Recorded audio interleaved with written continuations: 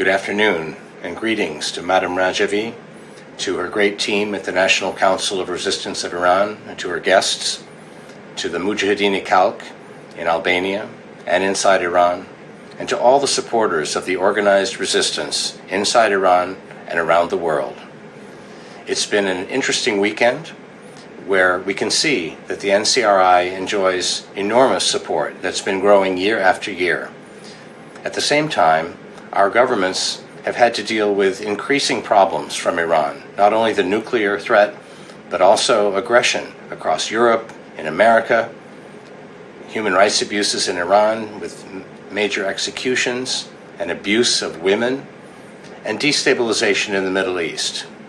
Unfortunately, as we meet this year, to the long list of transgressions, we have to add, my view, that Iran was behind the Hamas attack on Israel last October 7th and bears responsibility for the terrible destruction that has occurred since then.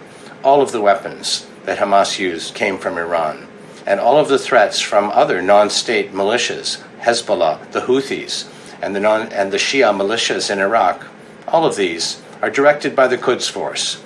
Meanwhile, we see Iranian drones killing innocent Ukrainians, and those drones are now in Sudan and Ethiopia.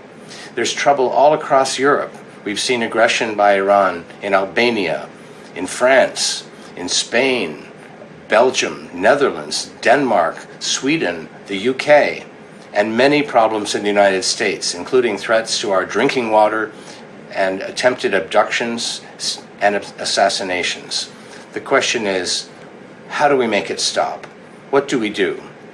I think the supporters of the NCRI, and Madame Rajavi above all, know what the answer is. Her 10-point plan inspires us all. But our governments need to rethink Iran policy. It's time for them to take more action to stop this problem.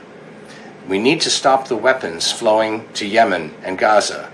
We need to tell Iran that there must be no more hostages or else serious consequences will ensue. And by that I mean not allowing their oil exports to exit the Persian Gulf. We need to give satellite communications to the citizens of Iran so that they don't have to be monitored by their own government. They can communicate and listen to the outside world.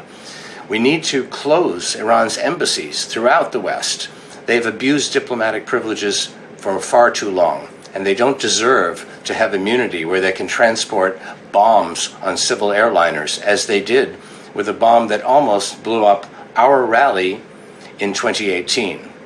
And we need to pursue justice for all of the victims of the 1988 massacre of up to 30,000 political prisoners, most of them MEK. There are even though President Raisi is gone, there are still people in this regime at high levels who are implicated in the massacre.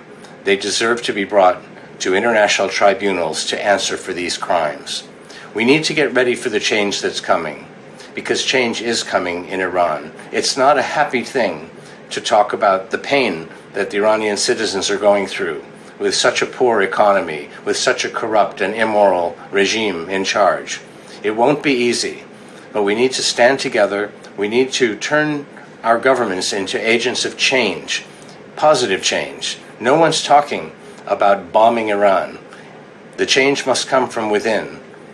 But they deserve in Iran to know that the people of the world stand with them and will do what we can to uphold justice and peace and a brighter future in a free Iran.